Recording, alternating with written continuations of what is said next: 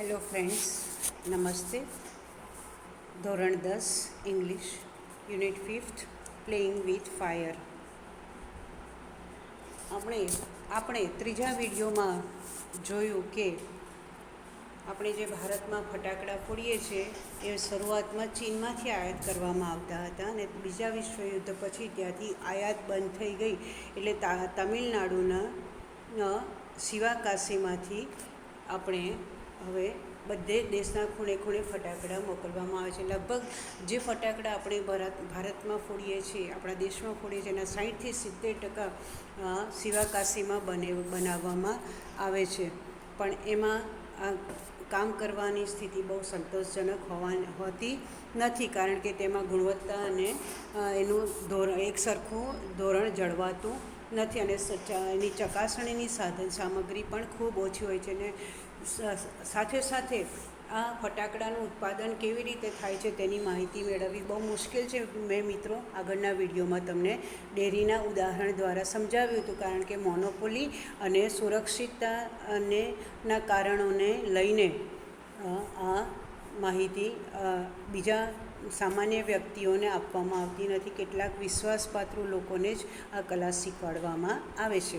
ત્યાંથી હવે આપણે આગળ જઈએ. In many countries, fireworks are not allowed to be used by individuals. Individuals યાની કે વ્યક્તિગત. આપણે શું કરીએ છીએ અહીંયા દરેકે ઘરે આપણે બધા ફટાકડા ફોડીએ છીએ. વેરેઝ બીજા ઘણા બધા કન્ટ્રીઝમાં, ભારત સિવાય બીજા ઘણા કન્ટ્રીઝમાં અને વેસ્ટર્ન કન્ટ્રીઝમાં તો ખાસ, કારણ કે ત્યાં લાકડાના જ ઘરો હોય છે, તો ત્યાં આવી રીતે વ્યક્તિગત રીતે ફટાકડા ફોડવા દેવામાં આવતા નથી. તો એના પણ સુરક્ષાને કારણોના કારણ કે ત્યાં લાકડાના ઘરો હોય છે અને જલ્દી આગ પકડી શકે અને ખૂબ મોટું નુકસાન થાય. અને બીજું તો કેવી રીતે તો એ લોકો ફટાકડા ફોડે છે, તો એમાં કહેવામાં આવ્યું છે only community displays specially organise with the help of experts are allowed.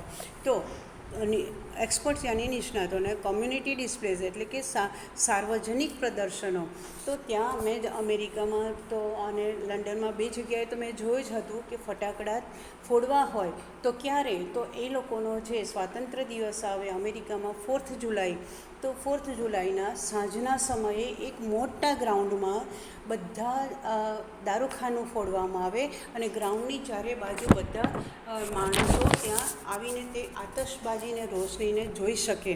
તો એવી રીતે ત્યાં ફક્ત ને ફક્ત આ કોમ્યુનિટી ડિસ્પ્લે એટલે કે આ લોકો એક જ સરકાર જ ના જે ટીમ નિશ્ચિત કરી હોય એ ટીમ જ આ દારૂખાનું ફોડે છે. અને ત્યાં સુરક્ષાના સાધનો એટલા બધા હોય છે કે ડૉક્ટર્સની ટીમ ત્યાં ઊભી હોય, એમ્બ્યુલન્સ ઊભી હોય અને સાથે સાથે ફાયર બ્રિગેડ પણ ત્યાં ઊભેલી હોય છે.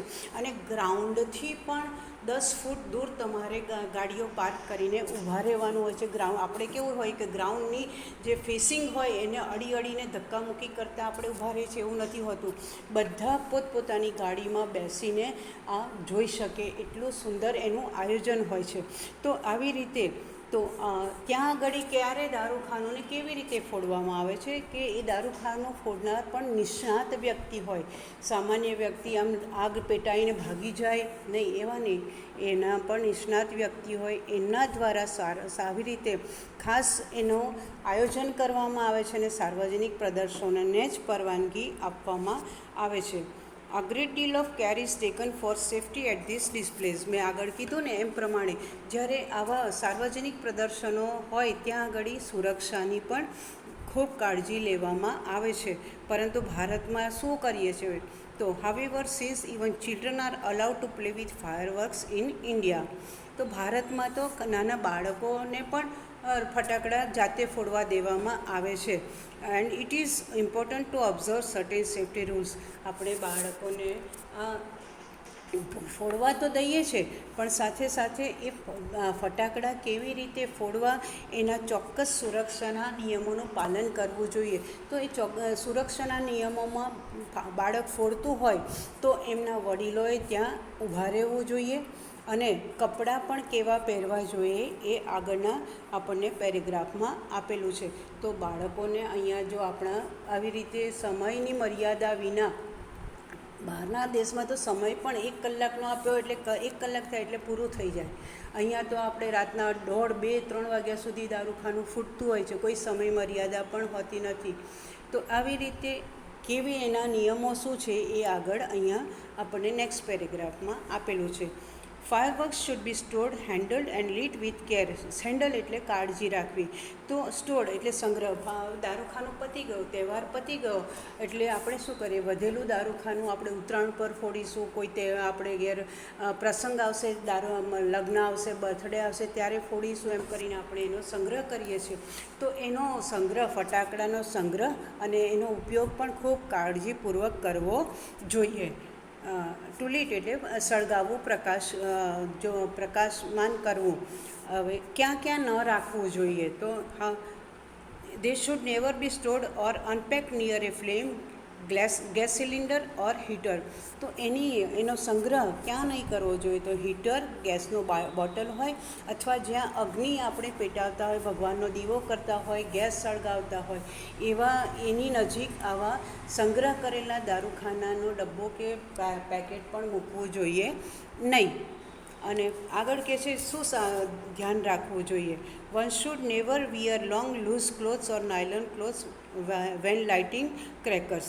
હવે જ્યારે આપણે ફટાકડા ફોડતા હોય ત્યારે આપણે લાંબા, લોંગ, લૂઝ ક્લોથ્સ એટલે ઢીલા, કારણ કે ઢીલા કપડાં હોય તો ઉડીને ઉડાઉડ થાય તો શું થાય, એ ફટાકડાની જ્યોત એમાં આવી જાય અથવા એ કપડું એને પકડી લે.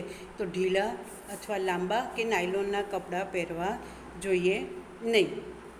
And since the powder in crackers is poisonous.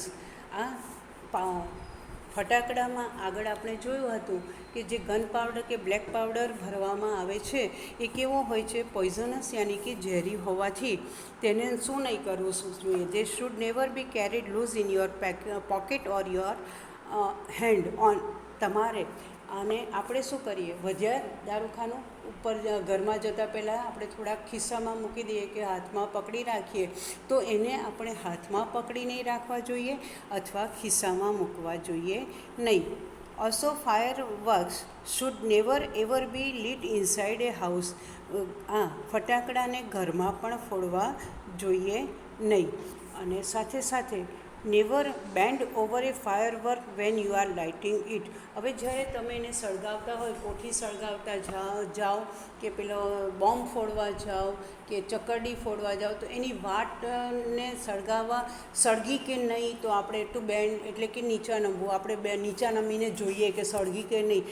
તો જ્યારે આપણે ફટાકડા ફોડતા હોય ત્યારે એની આમ નીચે નમવું જોઈએ નહીં અને નમીને જોવાનું પણ નહીં કે આપણે સળગી કે નહીં. કદાચ એકદમ સડન બ્લાસ્ટ થાય તો આપણને દઝાઈ જાય, એટલે એને નીચા નમીને પણ જોવું નહીં. અને સાથે આપણે શું કરીએ છીએ કે ઘણી વખત લોકોને ડરાવવા માટે પણ આપણે આ ફટાકડાને એમની નજીક ફોડીએ છીએ. તો and never use fireworks to frighten people. To frighten એટલે ડરાવવું, બીવડાવવું. અને બીજા લોકોને ડરાવવા માટે આપણે આમ ફેંકીએ છીએ એ ઊભા હોય ત્યાં, એ ડરાવવા માટે પણ ફટાકડાનો ઉપયોગ કરવો જોઈએ નહીં. If in spite of being careful, if એટલે જો આપણે ઇન્સ્પાઇટ ઓફ ના છતાં બિંગ કેરફુલ, આપણે આટલી બધી કાળજી રાખી હોવા છતાં પણ જો you do get a burn, જો દાઝી જવાય તો go to a doctor instead of applying oil or ointment. Ointment એટલે કે પેલી ટ્યુબ. તો શું કરશે, દઝાઈ ગયો ને તો ચાલો ઘી લગાડી દો, અથવા પેલી ટ્યુબ બર્નોલ હોય છે એ લગાડી દો. તો એ નહીં કરવા. જો આટલી જ સાવધાની રાખવા છતાં પણ દાઝી જાય તો તેલ, ઘી અથવા મલમ લગાવવાને બદલે ડૉક્ટર પાસે જવું જરૂરી છે. With care and consideration we can make our favourite festival a much safer one. આમ આટલી આ ઉપરના ફકરામાં જે કાળજી રાખવાનું આપણને કહેવામાં આવ્યું છે અથવા સલાહ આપવામાં આવી છે, એટલી કાળજીપૂર્વક અને સાવધાનીપૂર્વક consideration we can make our favourite, એટલે કે આપણે આપણા તહેવારને આવી કાળજી અને સાવધાનીપૂર્વક ફટાકડા ફોડીએ તો આપણો આ ફેવરેટ ફેસ્ટિવલ એટલે આપણો દિવાળીનો મનગમતો પ્રિય તહેવાર આપણે સુરક્ષિત બનાવી શકીએ છીએ અને આપણે પણ સુરક્ષિત રહી શકીએ છીએ. તો આમ મિત્રો, આપણે આ પાઠમાં ફટાકડા કેવી રીતે બને છે અને એનો ઉપયોગ કેવી રીતે આપણે સાવધાનીપૂર્વક, સલામતીપૂર્વક, કાળજીપૂર્વક કરવો જોઈએ એ આપણને સમજાવ્યું છે. મિત્રો, આપણે પણ જ્યારે હવે આવતા વર્ષે દારૂખાનું ફોડીશું અથવા આપણી આજુબાજુમાં નાના બાળકો ફોડતા હોય તો કેવી રીતે ફોડવું એની કાળજી રાખીશું, એનું ધ્યાન રાખીશું. મિત્રો, નેક્સ્ટ વિડીયોમાં મળીએ. ત્યાં સુધી આપણે આ પાઠના શબ્દાર્થ અને જે એક્સરસાઇઝીસ છે એ આ ચોપડીની નહીં લખીએ, પરંતુ ડાયજેસ્ટમાં જે એક્ઝામ ઓરિએન્ટેડ છે એને લખીને આપણે નોટ તૈયાર રાખીશું. Till then we are signing of.